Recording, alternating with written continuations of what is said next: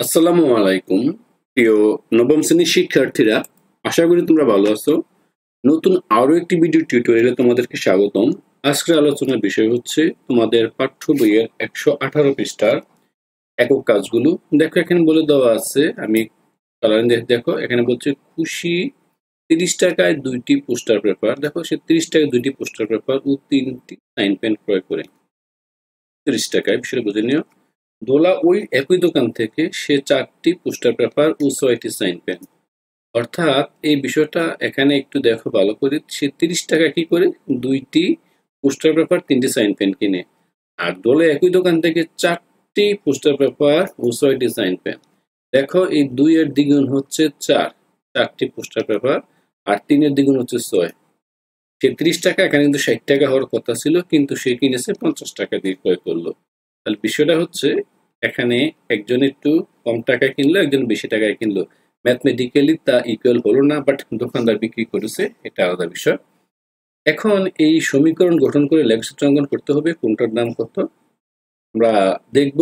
এটা আসলে সম্ভব না, কারণ এই 2টি আর 3টি সাইন পেন কিনে সে 30 টাকা, 4টি আর 6টি অবশ্যই 30 × 60 টাকা প্রয়োজন ছিল। এখন আমরা 2টা অঙ্কন করে সমাধান করে দেখব এটা হয় কিনা। দেখো এখানে শুরুতে স্পষ্ট করে বলে দেওয়া আছে যে আমরা যেটা পোস্টার পেপার কিনেছি তা আমরা ধরে নেব পোস্টার পেপারের ক্রয় মূল্য x টাকা এবং সাইন পেনের ক্রয় মূল্য হচ্ছে y টাকা। তাহলে দেখো সেই 2টি পোস্টার পেপার, তাহলে 2টি মানে 2x, 2টি পোস্টার পেপার ও 3টি সাইন পেন। দেখো এখানে এই দেওয়া আছে 3টি সাইন পেন ক্রয় করে, তাহলে এখানে এই সাইন পেন কে ধরছি y, তাহলে 3y। 2টা মিলে কত টাকা দেখো তো, 30 টাকা। আশা করি তোমরা এটা বুঝতে পেরেছো। এটা তো এবার এই অংশটা আমাদের গেল। এখন আবার একই দোকান থেকে এবার কি করছে দোলা, সে কয়টা পোস্টার পেপার, সে দেখো 4টা পোস্টার পেপার কিনলো এবং কতটি 6টি, এই 6টি সাইন পেন কিনলো। সে কত টাকা দিল, সে 50 টাকা। বিষয়টা এখানে দেখো এই দ্বিগুণ কিনছে, অর্থাৎ দ্বিগুণ কিনলো, এখানে দ্বিগুণ কিনলো কিন্তু দাম দ্বিগুণ হলো না। তো এখন আমরা সময় প্রদান করে দেখবো, আসলে তার কোনো ভিত্তি থাকবে না, আমরা এটা জাস্ট এখানে দেখবো, অর্থাৎ তার কোনো মানের পরিবর্তন যেটা আছে এটা আমরা মান কিছু সমাধান পাবে না। তো কিভাবে দেখবো, আমরা 1 নং থেকে সমাধান করে পাই, লেখচিত্র থেকে আগে দেখাচ্ছি। এই এখান থেকে যে কাজটা আমাকে অবশ্যই সলভ করতে হবে, আমরা সমাধান করে লেখচিত্র করার জন্য আমরা x এর এবং y এর কয়েকটি মান আমরা এখানে নির্ণয় করব। শিক্ষার্থীরা এখানে দেখো এই যে প্রথম আছে 2x + 3y, এই সমীকরণটা থেকে আমরা এখানে দেখো এই 3y রাখলাম 1 নং থেকে, তাহলে হচ্ছে কত, ওই 30 মাইনাস এই পাশে 2x চলে যাব। আশা করি বুঝতে পারছো 1 নং থেকে যে কাজটা করেছি।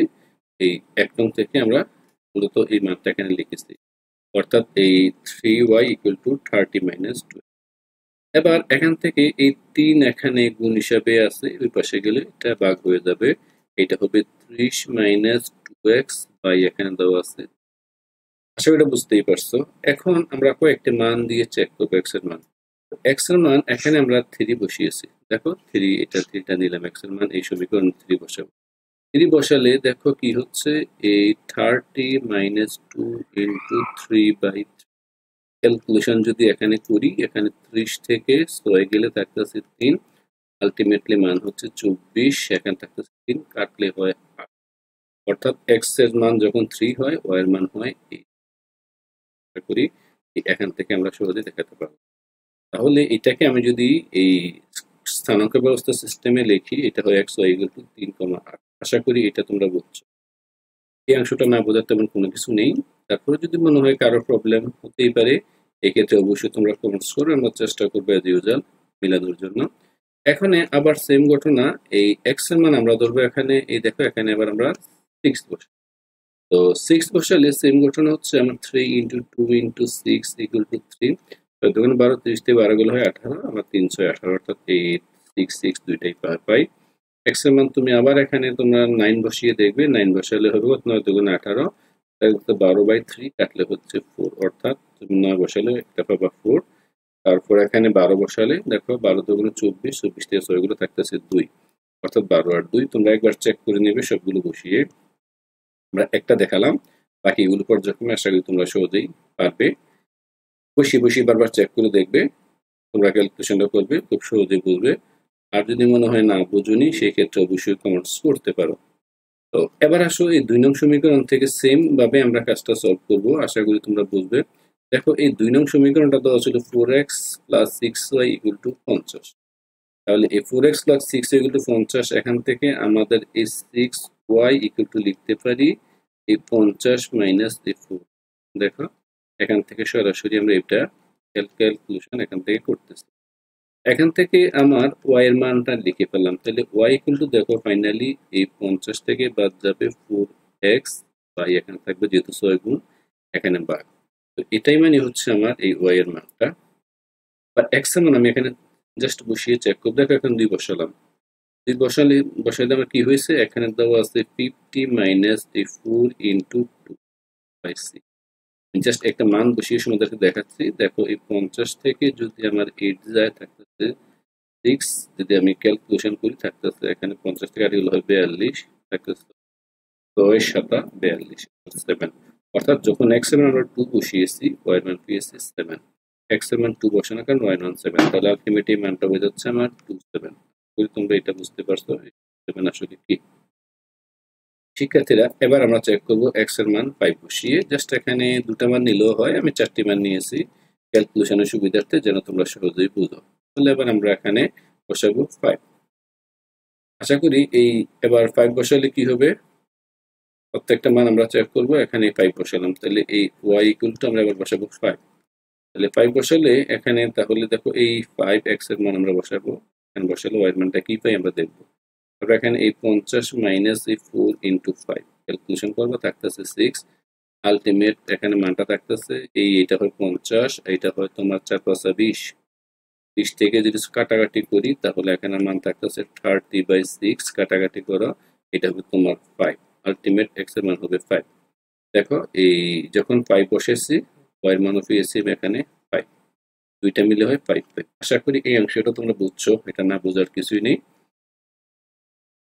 যদি মনে হয় ভিডিও বুঝুনি, আরো একবার ভিডিওটা টেনে টেনে দেখবে। ভিডিওটা বেশ কয়েকবার দেখলে তোমরা খুব সহজে ক্লিয়ার হয়ে যাবে।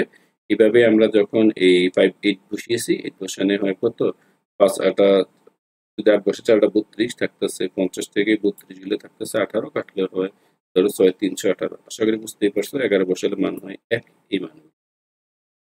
অর্থাৎ এই যে আমি গ্রাফ পেপারের জন্য আমি মানগুলো নির্ণয় করলাম। তো 1 নং 2 নং এর মানগুলো দেখো 38 লিখে ফেললাম, 6694 তো বুঝছো। এখানে থাকতেছে এই 275583 তো 11 1। আশা করি এখন এই দুইটা সমীকরণের মানগুলো আমরা এখান থেকে কি করব, এই যে দুইটা লিখলাম। এবার আমরা দেখুন একটা সমীকরণের মানগুলো আমরা আমাদেরকে স্পষ্ট করে দেখাচ্ছি, আশা করি তোমরা বুঝবে। আর যদি কেউ এই ক্ষেত্রে না বুঝো সেই ক্ষেত্রে অবশ্যই কমেন্টস করবে। 1 নং এবং 2 নং লেখার যেহেতু একটা মান আমার এই ঋণাত্মক নেই, তাই আমি এইভাবে এই লেখচিত্রটা অঙ্কন করতেই পারি। আমি আরেকবার তোমাদের সুবিধার্থে এটা দেখালাম x অক্ষ y অক্ষ। তাহলে এখানে দেখো x অক্ষ y অক্ষ বরাবর, x অক্ষে বরাবর 2 ক্ষুদ্রতম বর্গ মানে 1 একক, 2 ক্ষুদ্রতম বর্গ 1 একক হবে। তাহলে আমার এখানে কত ছিল দেখো 38, আমি একটি মান লিখতেছি যেহেতু 2 দ্বারা গুণ করব, এটা হচ্ছে তোমার 6, আমি এখানে গুণ করে দেখাচ্ছি, এই মানটা এখানে নিয়ে আসতেছি তোমাদের সুবিধার্থে। একবার বলবো 38 মানে যেহেতু 2 দ্বারা গুণ করেছি এটা হবে 6, আর 2 গুণ হবে 16। আশা করি বুঝতেই পারছো। আর একটা হচ্ছে আমার কত দেখেন তো আছে এই 6 6, তাহলে একটা 6 মানে কত হবে 6 দুগুণে 12, আবার এটাও 6 12। আর এটা দেখো এটা আনবো, এটা হচ্ছে 9 9 9 মানে 9 দুগুণে 18, এই 4 মানে 8। এইভাবে আমরা প্রত্যেকটা মান নির্ণয়। দেখো এখানে যে প্রথমটা নিব এই 83 মানে x অক্ষ বরাবর যাব 3 মানে 6 গড়, এই দেখো 5 6, এখানে এই x অক্ষ দেখো এখানে এই 1 2 3 4 5, এটাতে 5, এখানে আসলে 6, অর্থাৎ x এর মান এখানে 6। তারপর এখানে যাব এই দেখো এই 8 8 মানে 16, দেখো এখানে একটু লিখেছি, এখান থেকে 16 করে যাব 5 10 15, এই এখানে 16। অর্থাৎ এই যে বিন্দুটা, এই বিন্দুটাই হচ্ছে আমার এই এটা। আশা করি তোমরা এটা বুঝতে পারছো, এই বিন্দুটাকে আমরা ফাইন্ড আউট করেছি, অর্থাৎ এই বিন্দুটা হচ্ছে এটা। অর্থাৎ এই যে রেখাটা আছে এটা হচ্ছে 1 নং রেখা। দেখো এই দুইটা রেখা কিন্তু আমাদের সমান্তরাল হয়ে গেছে, সমান্তরাল। আর দেখো 6 6 6 মানে x অক্ষ বরাবর 6 মানে 12, এই এখানে 12, আর এখানে অর্থাৎ এই 6 6 এই মানটা এখানে আছে। কিভাবে এক্স অক্ষ বরাবর এখান থেকে 6 মানে 12, এই ধরো এখানে 5 10 এই 12 12 হচ্ছে 2 গড়, এই 2 গড় নিল এখান থেকে, আবার এই কত 12 গড়, মানে যেহেতু 6 6 থাকে, দেখো এক্স অক্ষ একক বরাবর ক্ষুদ্রতম এক একক মানে 2 গড়, তাহলে দ্বিগুণ করে 12। 9 4, দেখো 9 4 সেম ঘটনা, 9 4 হচ্ছে এটা নির্ণয় করেছি। তারপর 12 2 অর্থাৎ 12 মানে 24 4 এটা নির্ণয় করেছি। নির্ণয় করার পর আমরা এই যে একটি রেখা, এই রেখাটা অঙ্কন করতে পারি, অর্থাৎ এই যে রেখাটা এটা হচ্ছে আমার 1 নং রেখা। আশা করি তোমরা বুঝতে পারছো, এটা নিয়ে আসলে কারো কোনো প্রবলেম হওয়ার কথা না। তো আমরা এখান থেকে বিভিন্ন কালার দিয়ে তোমাদেরকে বুঝিয়েছি, আশা করি এক একটা লিখেছি এক এক কালারে, যে আমরা এখানে নীল কালি ইউজ করেছি। আবার আমরা 2 নং সমীকরণটা দিব, আমি তোমাদের সুবিধার্থে 1 নংটা একটু লাল কালি দিয়ে দেখাচ্ছি। দেখো এটা হচ্ছে আমার 1 নং মিস্টেক, এইটা আমার 1 নং রেখা, এইটা যেটা নির্ণয় করেছিলাম এটা 1 নং রেখা, অর্থাৎ এই রেখাটা হচ্ছে এই বিন্দুগুলো। এবার আমরা এই বিন্দুগুলো দিয়ে নির্ণয় করব। অনুরূপভাবে 2 7 এক্স অক্ষ বরাবর 2 2 মানে 4 1 2 3 4 এখানে, আর 7 মানে 7 2 14 5 10 এই 14 x 2 7, অর্থাৎ এই দেখো এই মানটা হচ্ছে এটা 2 7। আর 5 5 এক্স অক্ষ বরাবর 5 মানে 10 5 10 5 10 এখানে, এটা হচ্ছে 5 5 8 3 8 2 16, এখান থেকে 5 10 15 16। কেন 16 নিলাম? কারণ এক্স অক্ষ বরাবর এটাকে 2 দিয়ে গুণ করতে হবে, যেহেতু স্কেল বরাবর দেখো আমি 2 করে নিয়েছি। 16 3 দুগুণে 6, এখান থেকে এই 6 উঠলো এখানে। লাস্ট বিন্দুটা হচ্ছে 11 মানে 22 2 এখানে ডিভাইড না হচ্ছে, এখন 22 2, এই বিন্দুটা হচ্ছে এটা। এখন আমরা এই যে বিন্দুগুলো দিলাম, দেখো এই বিন্দুগুলো কোথাও সমাধান সেট করিনি। দেখো এই দুইটা বিন্দু এভাবে সেট করলে সমাধান পেতাম, বাট এখানে কোনো সেট করিনি, তাই এক্স ওয়াই নির্দিষ্ট কোনো মান নেই। তাহলে এই কথাটা সুন্দর করে বলতে হবে। লেগো চিত্র থেকে দেখা যায় 1 নং 2 নং সরলরেখা দুটি পরস্পর সমান্তরাল অবস্থান করছে। সমান্তরাল বুঝতেই পারছো, তারা সেট করছে না। সে সমান্তরাল মানে কি, একটা এভাবে গেলে দ্বিতীয়টি এভাবে যাবে, প্রথমটা সোজা গেলে দ্বিতীয়টা ঠিক স্পেস সোজা যাবে, এটার নাম হচ্ছে সমান্তরাল, কখনো সেট করবে না। তাহলে তার কি নেই, সমাধান নেই আমার। তাহলে আমরা লিখবো সাধারণ সমাধান নেই। সুতরাং লেখচিত্র থেকে সমীকরণ দুটি সমাধান পাওয়া যাবে না। আশা করি বুঝতেই পারছো। এবার এটা খ নাম্বারটা আমরা বুঝতে পারলাম, লেখচিত্র থেকে বুঝতে পারছি। আর গ নাম্বারটা দেখো, গ নাম্বার প্রশ্ন বলছিল যে একটি পোস্টার পেপার ও একটি সাইন পেনের ক্রয় মূল্য সম্পর্কে মতামত ব্যাখ্যা করো। অর্থাৎ আমাদের মতামত হলো এটাই, আমি এতক্ষণ যা ক্রয় করলাম বা এখানে সমীকরণ আঁকলাম, এগুলো এখানে কোনো পোস্ট সাইনের মূল্য যথার্থ নয়। কেন যথার্থ নয়? দেখো আমি আগেই বলেছিলাম। দেখো এখানে যথার্থ না থাকার বিভিন্ন কারণ আছে। দেখো সেম পরিমাণে সে প্রথম কিনলো 2টি সাইন পেন, তারপর কিনলো 2টি পোস্টার পেপার কিনলো, আর 3টি সাইন পেন কিনলো। এই পোস্টার পেপার সাইন পেন দুইটা মিলে সে 30 টাকা, একটা দ্বিগুণ। দেখো যদি আমি আবার 4টি আমি পোস্টার পেপার আর 6টি সাইন পেন কিনি, দ্বিগুণ না? তাহলে 30-এর দ্বিগুণ 60 টাকা হওয়ার কথা ছিল। এখানেই আমার গাণিতিকভাবে ভুল, অর্থাৎ এখানে 50 দিচ্ছে, মানে কি এই দুইটা সমান ইকুয়াল ছিল না। দোকানদার হয়তো বা বেশি কিনছে বিধে কম দিয়েছে, বাট ম্যাথমেটিক্যালি ভাবে যদি ভুল করেছেন, এই বিষয়টাই। আশা করি তোমরা এটা বুঝতে পারছো। সবাইকে অসংখ্য ধন্যবাদ। আল্লাহ হাফেজ।